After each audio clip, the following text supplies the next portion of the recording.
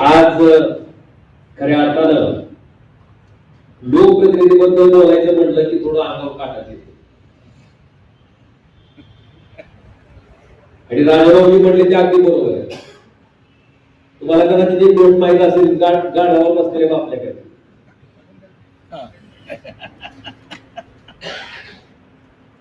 ती गाढव रिकामं जरी ठेवलं ते लोक नावं ठेवणार आहेत. काय वेगळी लोक आहेत, गाढव आहे रिकामच चाललंय, बाप बी चलतोय पोरग बी चलतोय, बाप बसला तरी लोक नावं ठेवणार आहेत. बापाला काय कळतंय का, बारकं पोरग चलतंय आणि बाप गाढवावर बसलं, पोरग बसलं तरी लोक नावं ठेवणार आहेत. पोराला काय कळतंय का, वयस्कर बाप पुढे चलतोय हा बसला, बापले दोघं जरी बसले तरी लोक म्हणणार आहेत आणि काय त्या गाढवाला जीव आहे का नाही. अशी सहसा मला वाटते राजकारणाची अवस्था. तुम्ही काही जरी केलं तर नाव ठेवणारा जी वर्ग आहे ती ठरलेला आहे. त्यामुळं त्याच्याकडे फारसं लक्ष देण्यापेक्षा आपण आपलं काम प्रामाणिकपणे आणि मनापासून करणं, मला वाटतं हे लोकप्रतिनिधीचं कर्तव्य. खऱ्या अर्थानं माझा राजकीय प्रवास, मी काय लांबलचक भाषण देणार नाही की फारच मला लोकांची सेवा करण्याची स्फूर्ती मिळाली, प्रेरणा असं अजिबात नाही. फार म्हणजे अपघाताला राजकारणात आलेला मी व्यक्ती. माझे वडील कैलासवासी पवनराजे निंबाळकर साहेब हे खरं तर 40-45 वर्ष आयुष्यातले राजकारणात होते आणि आजही जवळपास 2006ला माझ्या वडिलांना जाऊन जवळपास 14 आणि 6 20 वर्ष होत आली. पण अजूनही त्यांचं नाव निघत नाही असं कुठं गाव नाही आणि त्यांच्याकडनं मदत झालेला माणूस भेटून त्यांची आवर्जून आठवण करत नाही असं दिवस मला गेला नाही. मला वाटतं त्या माणसाच्या पोटी माझा जन्म झाला. मला वाटतं याच्यापेक्षा भाग्यवानाची गोष्ट आणि मग ती घटना अशी, मी राजकारणाचा आणि राजकारण्याचा दोन्ही गोष्टीचा थोडासा द्वेष करणारा माणूस. मला वाटतं काय प्रकार आहे हा. विनाकारणच कुणाच्या लग्नाला जा, विनाकारणच त्या माणसाचं ऐकून घ्या, विनाकारणच आपला वेळ तिथं वाया घालवा. माझ्या वडिलांना बघत असताना माझी भावना ही एक तरुण पोरगा म्हणून अशी असते. दुर्दैवानं 2006ला मला वाटतं आपल्यापैकी बऱ्याच जणांना इतिहास माहित नसेल, काही जणांना माहित असेल, पण माझ्या वडिलांची हत्या झाली. आणि त्याच्या पाठीमागचं कारण एकच होतं की 2004ची विधानसभेची निवडणूक माझ्या वडिलांनी अपक्ष उमेदवार म्हणून त्या ठिकाणी लढवली होती आणि त्या निवडणुकीत अपक्ष उमेदवार म्हणून उभे असताना सुद्धा केवळ 484 मतांना माझ्या वडिलांचा पराभव झाला होता. आणि त्यावेळेस तुमचं ईव्हीएम वरचं पहिल्यांदाच मतदान होतं 2004चं. पहिली जी होती की मशीनवर मतदान होतं आणि त्याच काळात त्यांच्या विरोधातल्या उमेदवारांनी अशी पेपरला एक बातमी छापून आणली. दैनिक जागृत जनप्रवास नावाचं एक वृत्तपत्र होतं की पवनराजे निंबाळकरांचा पद्मसिंह पाटलांना पाठिंबा. बातमी छापून आणली, पेपर वाटले गेले. अशा परिस्थितीत सुद्धा माझे वडील केवळ 484 मतांना पराभूत झाले. आणि मग तिथून पुढची ही सगळी घटना आहे. दुर्दैवानं त्याच रीतीनं आपल्याला राजकीय विरोधक त्या ठिकाणी शिल्लक नाही राहायला पाहिजे या भावनेनं त्यांची हत्या झाली. आणि जी हत्या झाली त्याच्यानंतर माणसं म्हणतात की शेवटी वडील होते माझे, ज्याच्यामुळे मी हे जग बघतोय. आणि चालता बोलता माणूस माझ्यातनं घेऊन हिरावणं, माझ्या वडिलांचा सहवास माझ्यातनं हिरावणं, याचा राग निश्चितपणे मुलगा म्हणून माझ्यामध्ये होता. आणि मग मी विचार केला, शांतपणे बसून विचार केला, माझ्या कुटुंबातल्या व्यक्तींनी मी विचार केला की बाबा आपण काय केलं पाहिजे. ज्या पद्धतीने त्यांनी केलं त्याच पद्धतीने आपल्याला करणं योग्य आहे का. मी हा विचार केला की काय कारण होतं पवनराजे निंबाळकर साहेबांना संपवण्याचं. तर कारण हे होतं की एक पवनराजे, एक राजकीय नेतृत्व जर आपण संपवलं तर पुन्हा आपल्याला राजकीय विरोधक शिल्लक राहणार नाही. हा जर उद्देश असेल तर हा उद्देश त्या माणसाचा या जन्मात यशस्वी होऊ द्यायचा नाही म्हणून राजकारणात आलेला आहे. निवडणूक लढवली नाही, पंचायत समितीची निवडणूक लढवली नाही, जिल्हा परिषदेची निवडणूक लढवली नाही. माझ्या वडिलांच्या नंतर मी निवडणूक लढवली ती विधानसभेची पहिल्यांदा. आणि मग ती निवडणूक लढवत असताना ना माझ्याकडे कुठली मोठी संस्था, ना मोठा कारखाना, किंवा त्याच्यात 800-900-1000 शिक्षक आहेत, कामगार आहेत. आणि मग त्यांनी प्रचार करावा, त्याच्या माध्यमातून आपलं सगळं तयार करावं. जी काय होतं ती वडिलांची कामगिरी पुण्याची शिदोरी. आणि त्या ठिकाणी मी त्या दिवसापासून ठरवलं की मला लोक जोडण्यासाठी काय करावं लागेल, तर लोकांच्या अडचणीत मला त्यांच्यासाठी धावून जावं लागेल. अक्षरशः रोजच्या लोकांचा हिशोब मी त्या ठिकाणी घालायला सुरुवात केली. माझे वडील ज्या पद्धतीनं लोकांत जात होते, लोकांसाठी झटत होते, लोकांसाठी ज्यांनी आयुष्य घालवलं, त्याच पद्धतीने मी काम करायला सुरुवात केली. आणि त्या दिवसापासून त्या एका उद्देशानं पेटून उठलेला तरुण 2009 ला पहिल्यांदा आमदार झाला, 2019 ला पहिल्यांदा खासदार झाला आणि 2024 ला धाराशिव लोकसभा मतदारसंघातल्या मायबाप जनतेमुळं दुसऱ्या वेळेस खासदार झाला. मला वाटतं हा माझा सगळा इतिहास आणि तिथून माझी ही सुरुवात. मी आता काम करत असताना जेव्हा मी विधानसभेत जायचो, विधानसभा आज वय 43 वर्ष आहेत माझी, अजून मला वाटतं तुम्हाला वाटणार नाही मी 43 वर्षाचा आहे असं, पण मी विचार करा 2009 ला मी कसा दिसत आहे. आता विधानसभेचे अध्यक्ष इथेच होते, मी विधानसभेत निवडून आलो आणि चाललो, मला ती सुरक्षा रक्षक मध्ये जाऊन नाही गेली. त्याला मी सांगणार मी आमदार आहे, त्याला कोणासारखं दिसायला मी असला आमदार असते. आणि दुसरी अडचण माझी अशी की मी पांढरे कपडे जे होते ती काय व्हायचं मी घालत होतो, तर ते काचायचे असं मानेला आणि मग दिवसभर फिरून फिरून ती पानाला काचले आणि घाम यायला चालू झाला की मग पाठी मानेला आग पडायची. म्हणून त्या कपड्याचा मी सर्वस्वी त्याग केला आणि आपले साधे रंगीत कपडे, ज्याला स्टार्च नसती, ज्याला कडकपणा नसतो आणि ज्याच्यामुळे मानेला त्रास होत नाही असे कपडे घालायला सुरुवात केली. असा माझा पेहराव असायचा आणि त्याला वाटायचं की मी कुठं कधी चाललंय आमदार म्हणून. पण मला माझं आयडेंटिटी कार्ड दाखवायला लागायचं, शेजारचे आमदार सांगायचे नाही नाही तुम्ही निवडून आले. ही माझी सुरुवात केली असायची. मग तो तसा तिथला अनुभव आणि लोकसभेचा सुद्धा काही वेगळा नाही. माझ्या बाजूला जर पांढरे कपडे घालून बसलेला एखादा माणूस गावाकडचा जरी बसला तरी विधान संसदेच्या गेटवरच्या सुरक्षा रक्षकाला वाटते की तीच खासदारांची बहुतेक बाजूला आली होती. अशी माझी परिस्थिती. आणि मग मी असं राहण्यापाठीमागचं हे कारण होतं की मी ज्यावेळेस आमदार झालो त्यावेळेस मला मुख्यमंत्र्यांना भेटायचं असेल, मला मंत्र्यांना भेटायचं असेल, तर मला एक प्रकारची धडपण असायची की अरे आपण आपला विषय कसा मांडायचा, आपण कसं बोलायचं, हे तर मुख्यमंत्री, हे तर मंत्री, हे तर विधानसभेचे अध्यक्ष. आणि मग अशा परिस्थितीमध्ये खरं मी नशिबान आहे की मला स्वर्गीय हिंदू सम्राट बाळासाहेब ठाकरेंचा सहवास मिळाला. मला सहवास त्या ठिकाणी मिळाला. स्वर्गीय गोपीनाथजी मुंडे साहेबांचा मला सहवास मिळाला. आणि या सगळ्या मोठ्या माणसाकडनं मी एवढं शिकलो की विलासराव देशमुख साहेब मुख्यमंत्री होते, पण गाडी जरी पोलिसांनी पकडली म्हटलं तरी लातूर मतदारसंघातला माणूस मुख्यमंत्र्याला फोन करत होता आणि तो मुख्यमंत्री तितक्याच ताकदीने ही सगळी माणसं मी माझ्या जवळून बघितल्या, आयुष्यात त्यांचं काम करताना बघितलं. आणि मला वाटतं मी जे काय आहे ते मला वाटतं त्या माणसाकडनं थोडंफार शिकून त्यांच्यासारखं काम करण्याचा प्रामाणिक प्रयत्न करणारा लोकप्रतिनिधी म्हणून मी एक आहे. मला वाटतं इतकंच माझं काय ते काम आहे.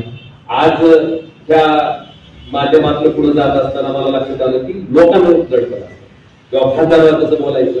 आणि खासदार आधी आता माझ्यासारख्याला थोडं वेगळं वाटतं की दुसरं जर कोण आला आम्ही काय दोन गरज नाही आम्हाला काय करायचं वेगळं. पण खासदार आल्याच्या नंतर त्या माणसाला बोलण्यासाठी सामान्य माणसाला दडपण येत असते. मी नशिबान आहे, मी खरंच नशिबान आहे की कुठलाही मतदारसंघातला किती का गरीब माणूस असणार आणि किती का सामान्य माणूस असणार, घरातल्या वडिलाला, घरातल्या भावाला, घरातल्या माणसाला जितक्या अधिकारानं काम सांगू शकतो आणि न भिन्न काम सांगू शकते. कदाचित वडिलाला सुद्धा ते घाबरत असं सांगत असताना, पण ओम राजाला सांगत असताना घाबरत नाही. त्या माणसाच्या मनात निर्माण करण्यात मागच्या साधारणतः 20 वर्षाच्या कार्यकाळात यशस्वी ठरलो. आणि माझं खरंच मी नशीब समजतो. मी खरं उदाहरण देत असताना सांगितलं, आता नगरपालिकेत उदाहरण एक पोराला पकडलं पोलिसांनी, काहीतरी मतदान करताना तिने मतदानाची रेकॉर्डिंग केली होती. आणि मग त्या पोराचा मला फोन आला, दादा पोलीस मला पोलीस स्टेशनला घेऊन चालले.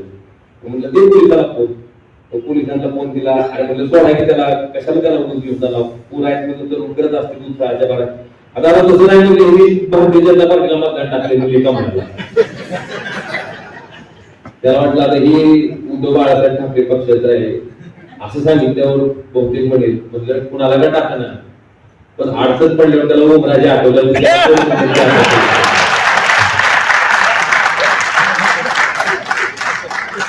तुम्हाला मतदान टाकणारे माणसाला सोडलं पण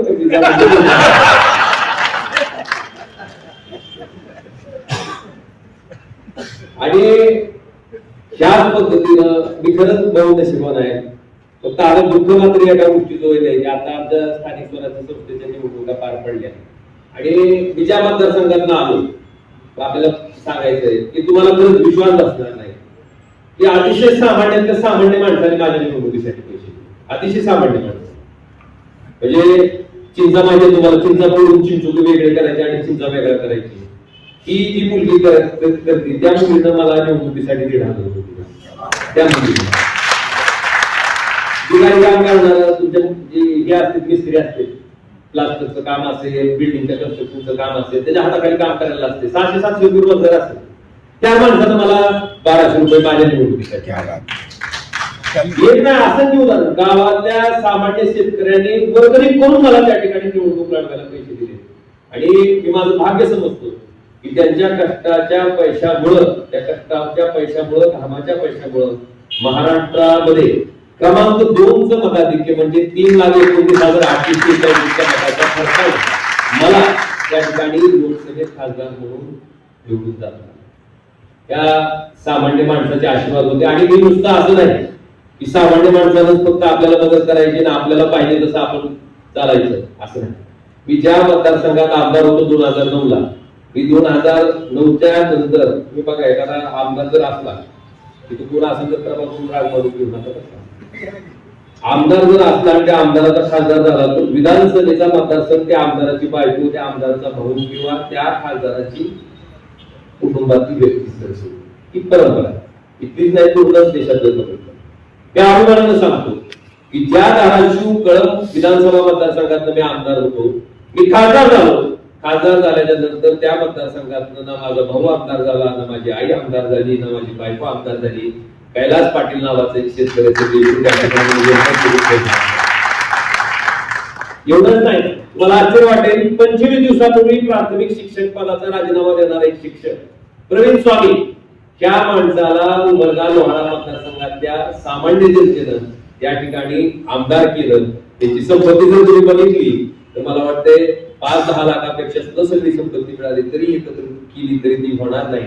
इतका फाटका माणूस पैशाला तफलत माणूस त्या ठिकाणी आमदार करायचं काम उमरगा आणि लोहारा मतदारसंघातल्या सर्वसामान्य जनतेनं त्या ठिकाणी केलं आणि म्हणून मी स्वतःला नशिबान समजतो की अशा मतदारसंघात मी त्या ठिकाणी येतोय की जिथं माणसं गरीब आहेत ठीक आहे आमची आर्थिक उन्नती आर्थिक प्रगती झाली नसेल पण मला आवर्जून उल्लेख करावा लागेल की किती स्वाभिमानी माणसं असतात. मला वाटतं जर बघायचं असेल तर धाराशिव लोकसभा मतदारसंघात आपण निश्चितपणे या आणि बघा पैसे नसते असते सुद्धा तर स्वाभिमान मात्र लोकांनी कुठेही बाजूला ठेवलेला नाही. त्याच्या पाठीमागचं एक कारणही आहे. भाई उद्धवराव दादांचा तो मतदारसंघ आहे. भाई उद्धवराव दादा तिथून आमदार होते भाई उद्धवराव दादा तिथून खासदार होते आणि उद्धवराव दादांची गोष्ट तुमच्या सगळ्यांना माहित असेल. यशवंतराव चव्हाण साहेबांना जेव्हा केंद्रात त्या ठिकाणी बोलवलं गेलं तेव्हा यशवंतराव चव्हाण साहेबांनी उद्धवराव दादांना सांगितलं की तुम्ही शेकाप सोडून काँग्रेसमध्ये या आणि तुम्ही त्या ठिकाणी मुख्यमंत्री व्हा पण त्या ऑफरला नम्रपणे नकार देऊन भाई उद्धवराव दादांनी सांगितलं की माझा शेवटचा श्वास सुद्धा शेतकरी आणि कष्टकरी शेतमजुरासाठी माझा शेवटचा श्वास सुद्धा मी त्या लाल झेंड्यातच घेणार आणि त्यांनी आपली शेतकरी कामगार पक्षाची साथ सोडली नाही. मला वाटतं त्या उद्धवराव दादांच्या मतदारसंघाचं मी प्रतिनिधित्व करतोय आणि त्याच्यामुळं तितकी माणसं ही अशा पद्धतीने त्या ठिकाणी काम करतायत. निश्चितपणे अभिमान आहे त्या गोष्टीचा आणि त्याच भावनेतनं त्याच माध्यमातून मी त्या ठिकाणी काम करतोय. ठिकाणी होतच असतील काही जरी केलं तुम्ही तर मग अशी गाठवायची गोष्ट सांगितली तुम्हाला ती बसलेलीच आहे.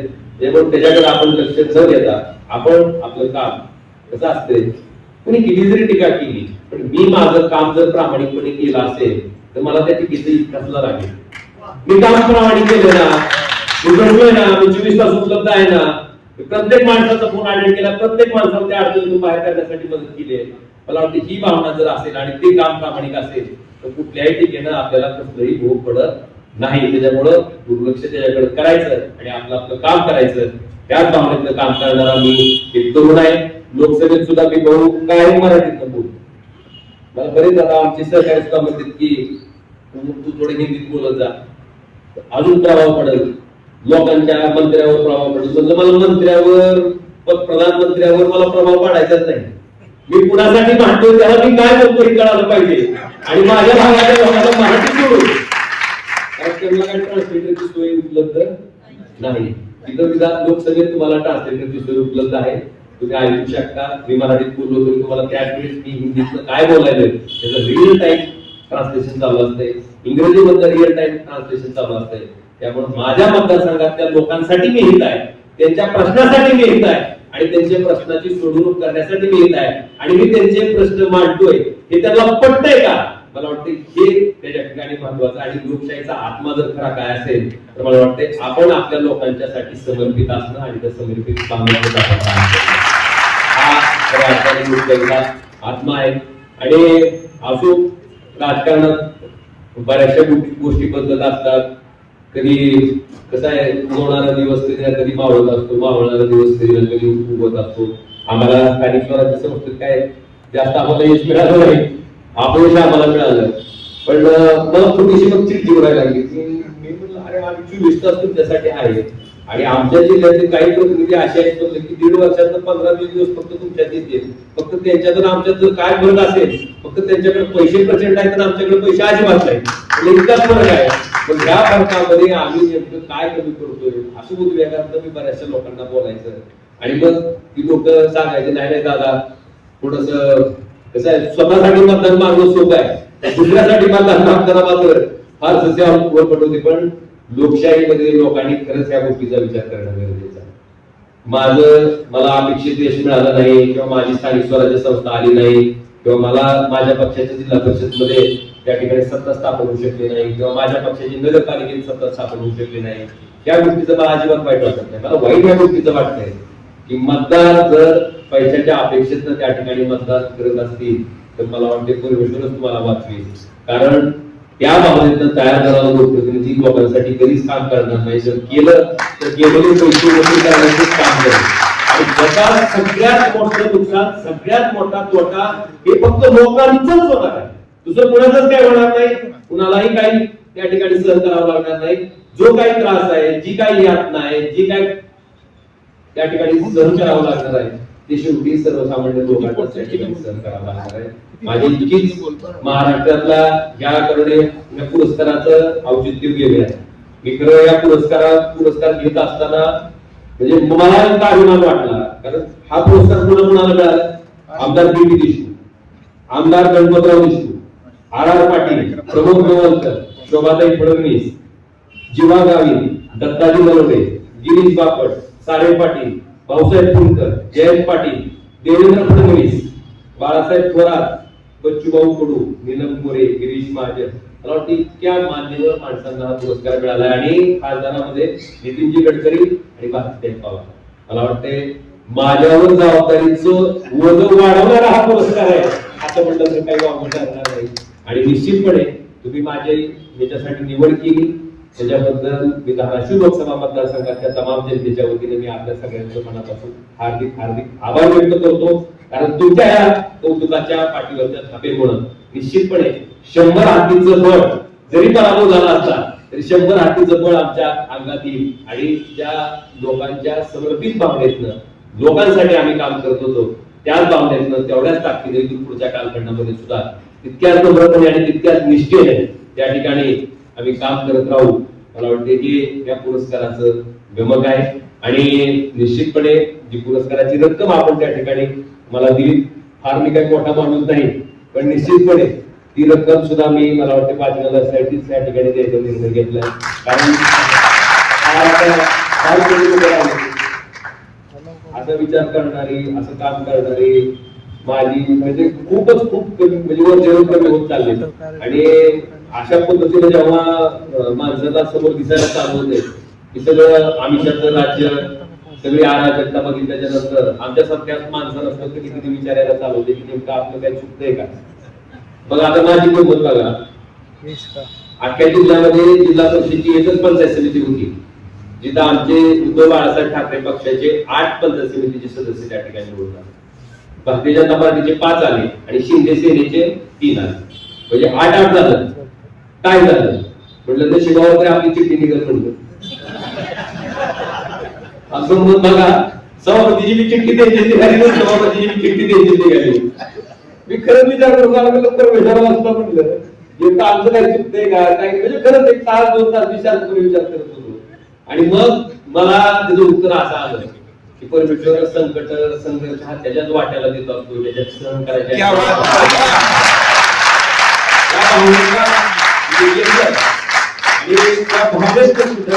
ठीक आहे पराभव तर पराभव म्हणलं ईश्वर चिठ्ठी नाही निघाली लोकांनाही टाळलं परमेश्वरांनाही टाळलं पण तरी आपलं काम आहे आपले प्रयत्न आहेत ते आपण सोडायचे नाही कारण ह्याच सर्वसामान्य माणसानं आपलं नेतृत्व तयार केलंय ह्याच सर्वसामान्य माणसानं आपल्याला इथपर्यंत आणून केलंय आणि त्याच्यासाठी आपण काम करत राहायचं त्याच भावनेत मी काम करतोय. आज त्या पुरस्काराच्या निमित्तानं मला इथे येता आलं तुमच्या आणि वाचन खरं आता पोरांना खरं सांगणं गरजेचं आहे आणि लोकांना सांगणं गरजेचं आहे आधी मोठ्या माणसाला समजून सांगणं गरजेचं आहे किंवा चांगलं काय आहे वाईट काय आहे चांगलं काय असते वाईट काय असते. आणि मी एक सांगतो मी कर्माला मांडणारा माणूस आहे. लोक इकडं प्रचंड म्हणजे आमच्याकडे आता थोडं सावधानी जास्त आहे फार व्याजाच्या 10% 5% पैसे घेतील अक्षरशः त्या शेतकऱ्याचं रक्त शोषून घेतील आणि ती सावकार दुसऱ्या दिवशी पहिल्यांदा जाऊन मंदिरात पाय पडत असतो देव पावलं मी अनेककडे बघितली ज्यांनी असे व्यवसाय केले ना अक्षरशः त्यांच्या पुढच्या पिढ्या बेअक्कल निघाल्या नालायक निघाल्या जेवढं आपण बनवलं तेवढं एका क्षणात तरी सगळं संपवून टाकलं ही परिस्थिती माझ्या डोळ्याला बघितली आणि समाजात तुम्ही सुद्धा बघा चांगलं वागणाऱ्या माणसाचं चांगलं सुद्धा उत्कृष्ट करून प्रामाणिकपणे जगणाऱ्या माणसाचा त्या ठिकाणी उत्कर्ष होत असतो तोच माणूस पुढे जात असतो आणि ठीक आहे वाईटाला काही काळ त्या ठिकाणी यश असतं पण त्याचे फळ त्याची यातना आपल्याला भोगल्याशिवाय परमेश्वर आपल्याला सुट्टी देत नाही. त्यामुळे प्रत्येकानं कशाला घाबरावं तर आपल्या कर्माला घाबरावं असं म्हणणाऱ्यापैकी मी एक आहे. आणि जर कर्माला आपण जर घाबरलो कर्म चांगलं केलं कुठलीही चांगली गोष्ट असेल कुठलीही वाईट गोष्ट चांगलं करताना अजिबात विचार करायचा नाही पण वाईट करत असताना लाख वेळेस विचार करायचा की हे जर मी ह्याच्या बाबतीत वाईट केलं आज मला अधिकार आहे आज माझ्याकडे शक्ती आहे आज माझ्याकडे ताकद आहे म्हणून मी ह्याच्यावर जर अन्याय केला तर फिरून हे माझ्या लेकरा बाळाला मला परमेश्वर भोगायला लावण्याशिवाय सोडणार नाही. इतका सारा विचार जर प्रत्येक माणसानं केला तर मला वाटते कुठल्याही कोर्टाची कुठल्याही पोलीस स्टेशनची जगात गरज पडणार नाही. शेवटी येणारा माणूस कधी ना कधी तुम्ही कधी ऐकले का काही घेऊन गेला मला खरंच इथं आवड बघितल्याच्या नंतर काय काय ते नजराची बाजूला असं आहे की ती आमदार झाला तरच शास चालू राहते खासदार झाला तर असं नाही. मला तर अजिबात काही वाटत नाही मी 14-19 होता अजिबात माझं काय म्हणजे असं नाही की खासदार असेल तरच श्वासोश्वास चालू राहते रेस्पिरेशन चालू राहते हार्ट चालू राहते असं अजिबात नाही नसतं तरी सुद्धा तितक्याच आनंदात आहे आणि असलं तरी सुद्धा तितक्याच आनंदात आहे. इतकं आता जिल्हा परिषदेची तिकीट वाटत होतो इतकी त्याच्यासाठी दृष्टी इतकी त्याच्यासाठी प्रयत्न विचार करायच्या पलीकडे म्हणजे जीवाच्या पलीकडे मला वाटते इतकं हे काही म्हणजे सर्वस्व आहे अशातला काही भाग नाहीये. त्याच्यामुळं श्वास आपला आणि जाताना सगळे तिथे ठेवून जायचे असं लक्षात ठेवू जर आयुष्यातला प्रत्येक दिवस आनंदात जगायचा प्रयत्न जर प्रत्येकाने केला तर त्याला आयुष्य आपली काही घेतलंय मला सांगतो तुम्हाला फक्त राहतंय काय आपला आनंद. आणि मी नुसतं भाषण करतोय असं नाही मी इतक्या व्यस्त कार्यक्रमातून सुद्धा माझ्या स्वतःसाठी योगा असेल जिम असेल कधी सायकलिंग असेल रनिंग असेल स्विमिंग असेल हॉर्स रायडिंग असेल जे काही मला करणं शक्य असेल ते मी निश्चितपणे दिवसाची 1 तास ते 2 तास केल्याशिवाय स्वस्त बसत नाही. आणि माझा टाइम पण फिक्स नाही सकाळी 4 ला उठतो तर 4 ला करेल सकाळी वेळ नसेल माणसं भेटायला आले दुपारी करेल दुपारी वेळ नसेल संध्याकाळी करेल. जेवण जसं आपण चुकवत नाही तसं व्यायाम सुद्धा मी चुकवत.